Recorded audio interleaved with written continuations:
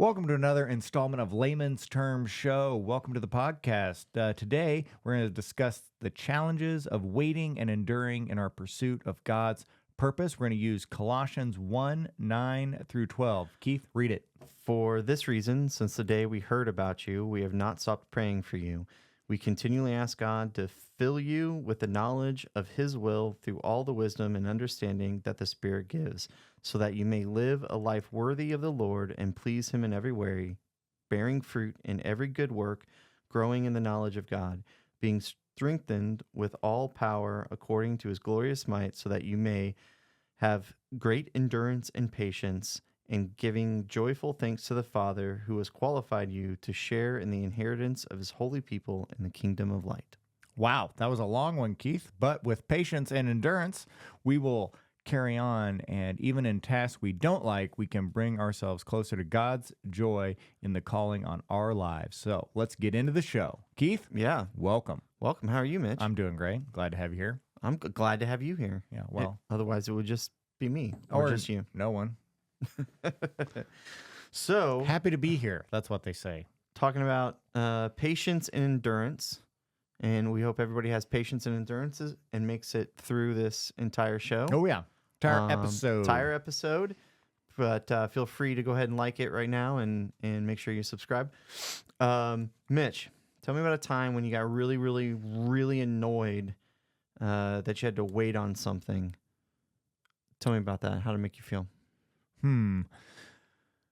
Specific example. I am pretty decent with curbing my annoyance on waiting on things. My annoyances really come with, we're talking about strengths here, and my annoyances really come with things being not strategic, right? So it may not be the waiting on something, but just like a incredibly inefficient process really, really gets me wound up. Okay. Can you give me an example of that? Here's an example. This just happened. This is an example I just had going on this morning. But this is, as we'd say, like a first world problem. But I have a swimming pool. My swimming pool has a cover on it, and the cover is controlled by a motor. Well, this motor is technically just a winch. It's all it is. And power goes in one direction, it turns one direction. You put power in the other direction, it turns the other direction. It could literally be operated by a switch that changes the direction of the power. Instead, in the year 2024, we decided to put a computer on top of it. Yeah. To let the computer decide which direction to send the high voltage, so we have low voltage. Yeah. Computer. Instead of like a little toggle. It's done in the thing. So the little toggle tells the whole circuit board to make these high voltage decisions, whereas just a lever would make that decision. Yeah. Frustrating. Just get real annoyed. Yeah. You probably get annoyed too when like cars now, you can't just replace like one part. You got to like flush the computer again. You got to like reset the computer because you changed the oil like when or something. We've overcomplicated something. Right. Like my truck has a push button start. Fine, don't care. But at some point, I'm going to get really, really annoyed whenever it won't start because there's been so many pushes of the button that it's done. Whereas if it was a key and an ignition, that wouldn't happen, right? Yeah.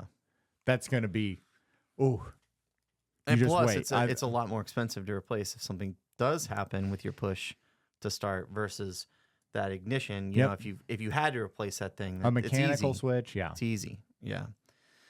Our overcomplication of things annoys me. I think I'm in the same boat. My example in my brain was just this weekend we went to Sam's Club and we got our cart full of stuff.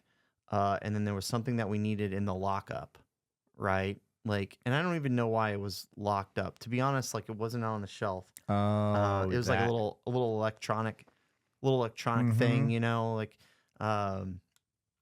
like imagine like having Fitbits locked up. Sure, they're small and they're electronics, but they're like $30, right? So like, how many Fitbits are you losing? Put them on the shelf with a little security thing on them or whatever, and that's it. So I don't know.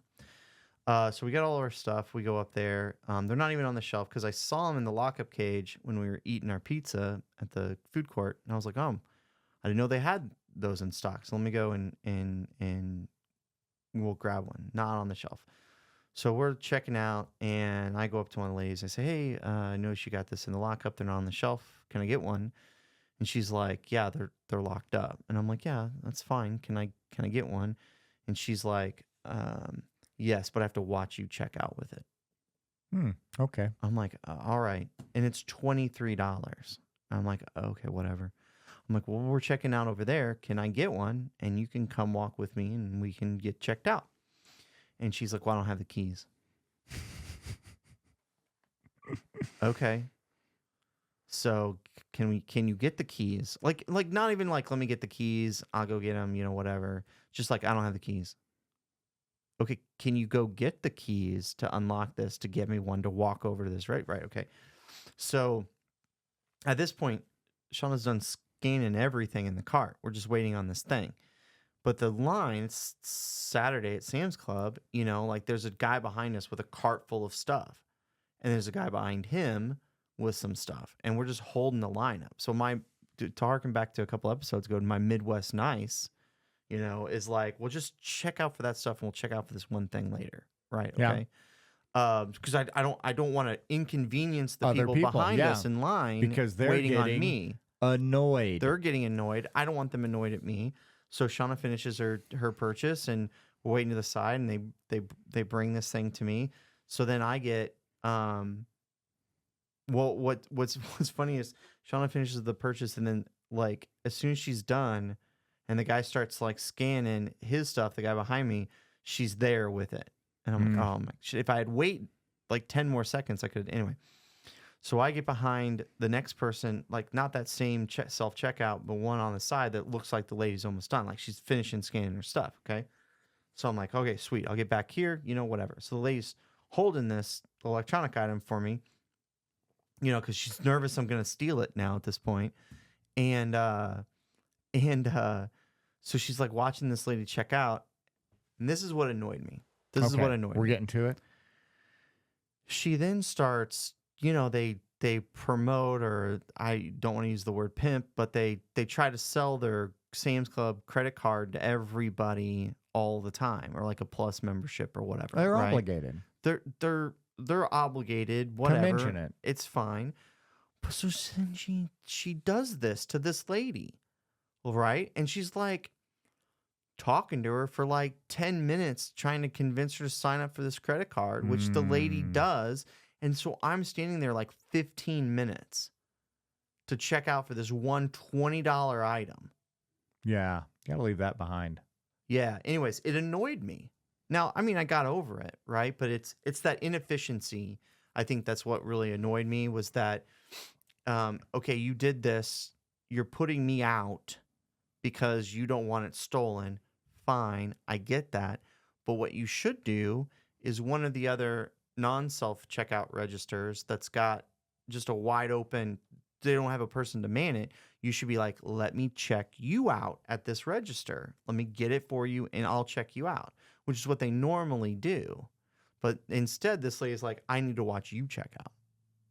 And then is doing her own thing. Like, it's just annoying, right? Yeah, we live in a convenience world, too, that we try to make everything overly convenient, and then sometimes we overdo it. Yeah. Yeah. And that's inefficient to me. Very. The self-checkout system is highly inefficient. And I don't know if you knew, but a lot of people are... the efficient checkout system. Aldi. Wrap every product in a barcode. Just wrap it. Just huge, massive everywhere. Yeah. And then just put... I think everybody who works at Aldi, I think they're Olympic speed skaters that we just don't, They're speed skaters, and they're just really fast. Yeah, because they're like, yeah, you know what I'm saying? Yeah. I think Aldi is very efficient, smooth and fast. But even Aldi went to self checkout in some of the locations. I'm fine with that, but sometimes I like to pretend. But you know what you can't do in Aldi's? Speed skating Aldi checker outer person. You know what you can't do in an Aldi's checkout is do quantities. So you go in there and you buy like You buy like a case of green beans, a Yeah. thing or whatever, and then a case of corn, and then a case of beans, and then, whatever. Okay, and then you got to check out. You got to scan each Can you jar count? individually. Can you count?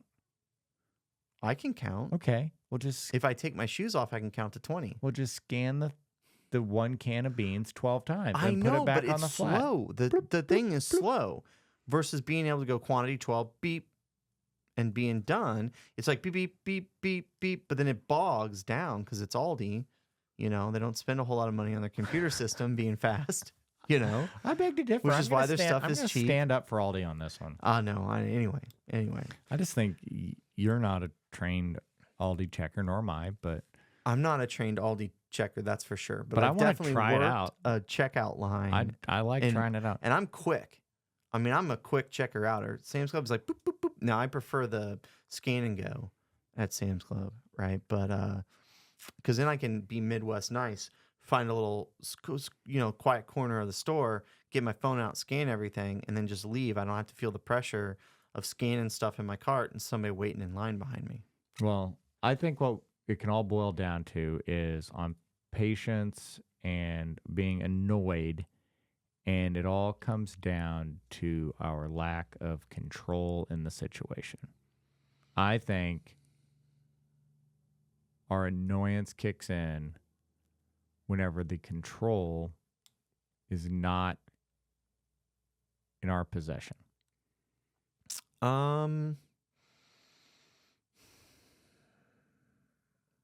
I think that could be part of it. I think some of it for me is I'm more annoyed at I get more annoyed when there's something that I want to happen and I have my own timeline for it to happen and it doesn't happen within the timeline. I think most of my annoyance is a time frame situation rather than an outcome situation. Because you don't have control. You've taken it as far as you can take it, but now you need someone else. Or even if I'm trying to do something, it's just taking me longer to get it done, right? Then I get annoyed at myself or the process, right? So like I have full control per se in, I think about the time I was replacing the switch in my truck. We'll let the window go down, stop working, right? Go to replace the switch. It's not the switch. It's the motor inside there, right? Okay. So I got to take you look some YouTube videos, how to take apart this truck, okay, sounds good. Take it apart, right? And then, go through the whole process, put the thing in backwards. So up is actually down and down is actually up. Then I had to take it all apart again, and I was more annoyed at my performance in it.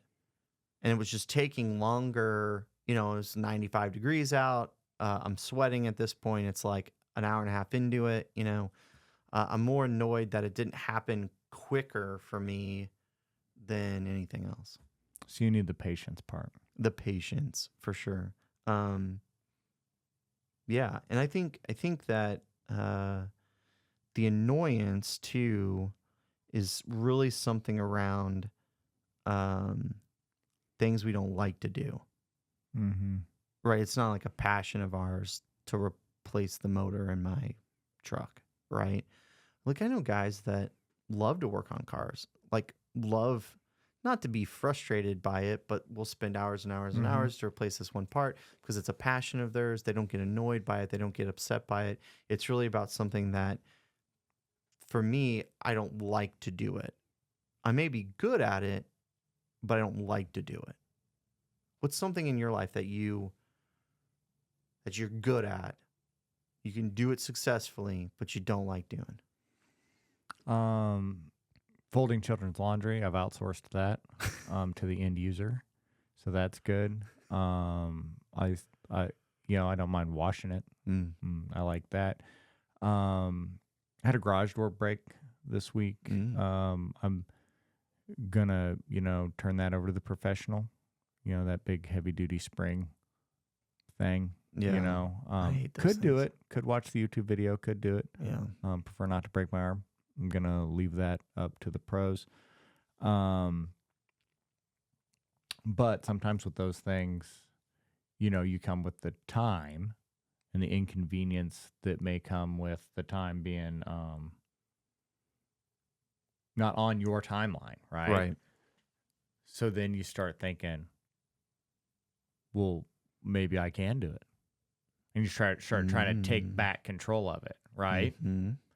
I think I do that sometimes with stuff on the job. Like I could really use some professional help from my guy Keith on like some graphical work or some something. graphic work or some design work, but I don't want to bother him. I don't want to inconvenience him. Don't want him to get annoyed with me. Trying to be a little Midwest nice. Trying to be a little Midwest nice, Self-sufficient. But I ends up with this inferior product. Yeah. At the end of the day, like a little paper sign-up sheet instead of a really nice, QR web-linked solution, I get a paper sign-up sheet. Yeah. And then shout out to my Monday Night Football guys out there who spilled cheese on it. Can't spill cheese on somebody's website. So, stuff like that. So things that I am, that you can do successfully. Kids laundry is probably a good one. Mowing the yard, like I'm really good at it. Yeah. Weed eating, great. Or string trimming, depending on. You have a lot of string trimming experience. Depending on your, I think that has to do with maybe the density of population, whether you refer to it as string trimming or weed eating. Okay. I think getting a little more rural, we name brand Weed Eat. Weed Eat. That's what I call it. So, but yeah, really good at that. Just don't love it. Really good at painting. Man, I'm good at painting. Really good at painting. Like walls and exterior and stuff. Not like the beautiful art. No, not like the beautiful art back there. Okay. Stuff, just like, you got your house painted, right? Yeah. And all the little cracks between the different boards, and you got to caulk that. You got to caulk it every time. Yeah, I'm so good at that. You're good at caulking? Oh, yeah. I'm not. I'm good. I'm fast. I'm efficient. Gloopy mess all the at way. The end of it.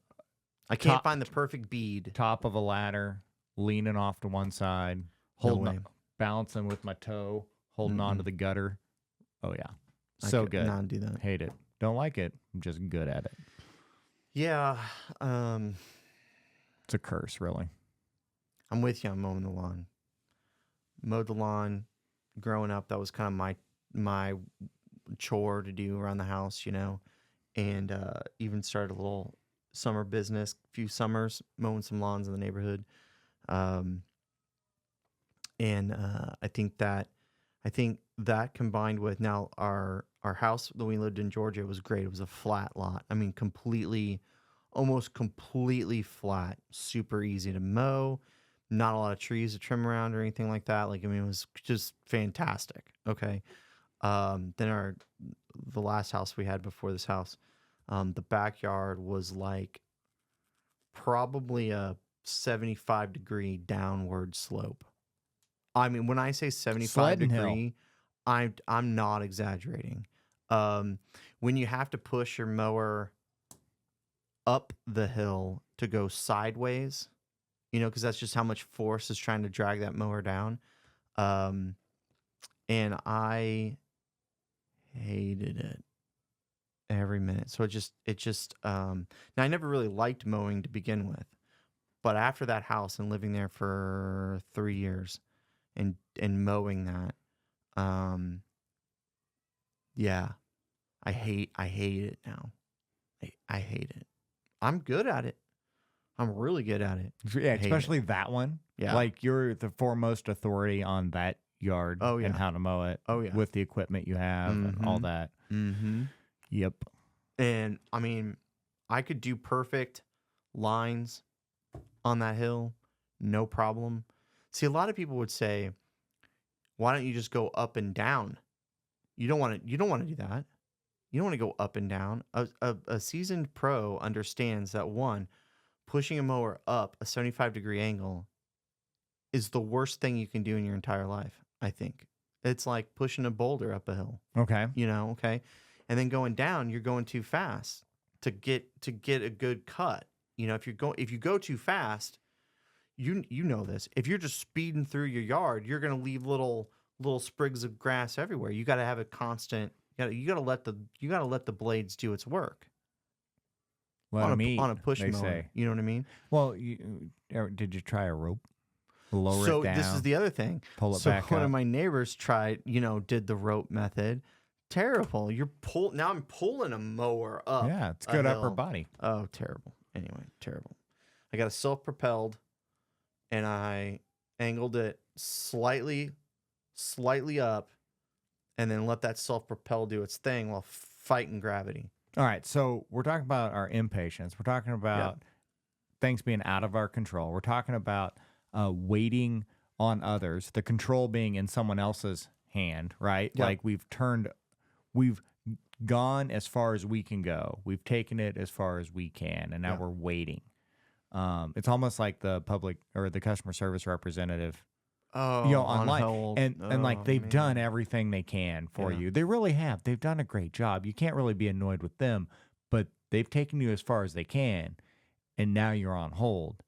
And because you're waiting on someone else. You either stay on hold, or you risk starting this process all or you just over. say, forget it. Whatever it is, it's not worth my time. Not and worth effort. the wait, right? Well, what if the person you're waiting on is God to respond in your life? What if there's what if you've gone as far as you can go, and maybe you've probably tried to go farther than you should have went? Yeah. And you're waiting on, you really need God to show up, and you're in the waiting. Yeah.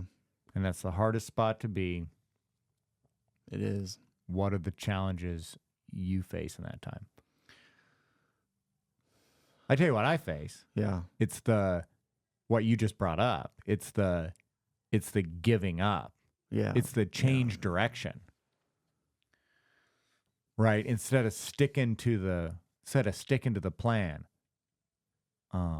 staying the course. You wonder if the plan is flawed. Yes. You start thinking, yes. Right. You start doubting. You start doubting you start thinking, well, maybe this isn't the right, this isn't what I should be doing. This isn't what I should be tackling or whatever. And then you're just kind of in that perpetual, yeah, it is. No, it's not. Yeah, it is. No, it's not. And then maybe you try something different, and then that obviously doesn't work. And then you probably just dug yourself a bigger hole because you tried something that, yeah. Yeah, I've been bouncing around different ministry capacities and facets for years before I was on staff and leading stuff. I was definitely not prepared to do leading satellite campus of a church, but I would do small-time projects with service-related stuff that I was really cut out for. Mm-hmm. Like, I can fully lead a wheelchair ramp build. Yeah. That's my baseline skill set, leadership. But when you get called into deeper stuff or deeper areas of ministry that are outside my comfort zone, which, wheelchair ramp builds probably outside other people's comfort zones. But that's where it gets, when you lack a lot of those skills needed for success and you're relying on others to make up for your shortcomings of skill sets, that's where that faith really has to kick in. Yeah, I also think maybe some of that too is your expectations and your internal want for things to work out in a certain way, and they're not, right? So like, you think of starting a satellite campus, right? What would you have your first service? 50 people? Where? At Westside. At the school gymnasium? At the school gymnasium. They were like, hey man, you're in charge. Here's some stuff. Go have a service. how many people showed up? 115. 115. Okay. 6 months in, your internal, you're like, man, in 6 months, we're going to have 500 people here. Right. Like, so like, as you sometimes your expectation is like, this thing's going to just grow like crazy. Right. And then when it's, 115, maybe 116 the next week, maybe then 100. And then you're kind of like, what's going on? This thing should be, I'm putting all my effort, I'm putting all my time, I'm putting all my dedication into it. Feel like we're doing great stuff. And then it's just not going as fast as you want it. Right. Oh, except this example was going way faster than I wanted or expected it to. I know. Some slow play would have been nice with some of that. But I'm saying sometimes that's the case, right? Our expectations, yes, are But especially when we try to put stuff on our timeline, not God's timeline. It's not gonna work out great for us. But even in your example of how quickly, I mean, you guys went from one service to 2 services like pretty quick.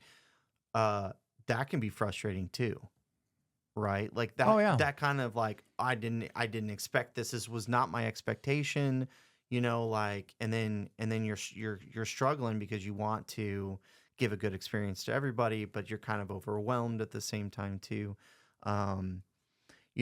Just to kind of change is pain and change is inevitable, and that's stuff is always changing. Everything. I mean, I think that might be that might be the punchline is things are always changing. So your expectation should always be changing. Yeah. And then cultivate some patience. Yeah, I think the patience.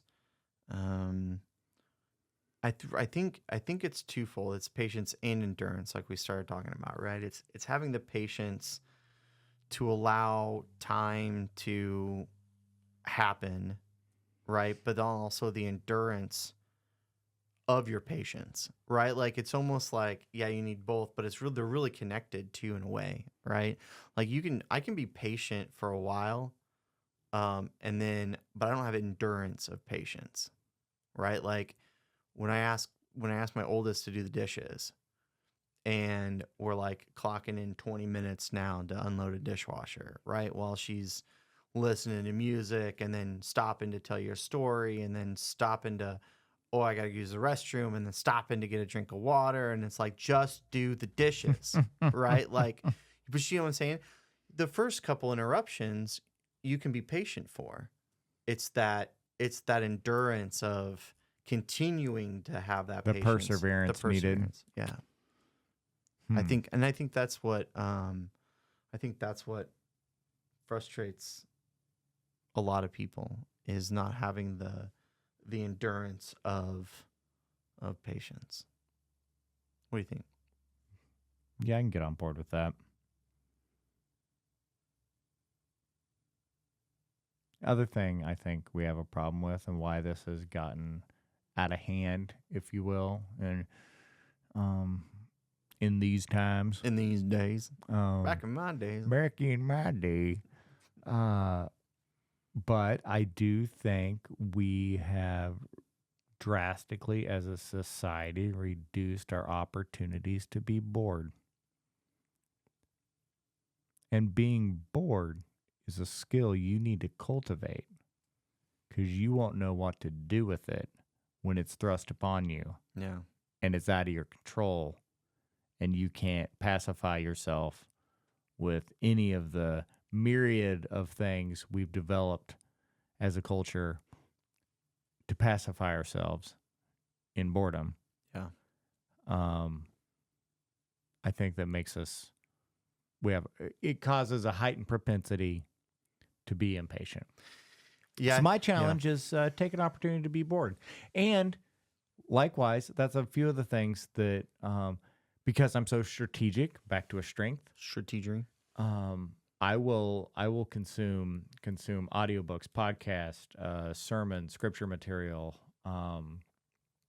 prep for classes, prep for sermons, prep for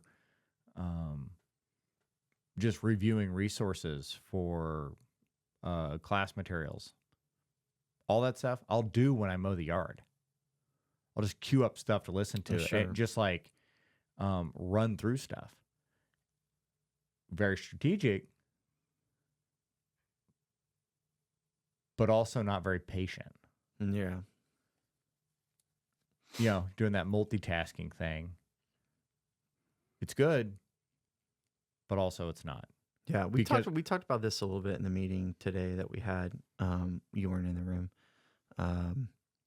Yeah, we talk about you behind you, but no, I'm teasing.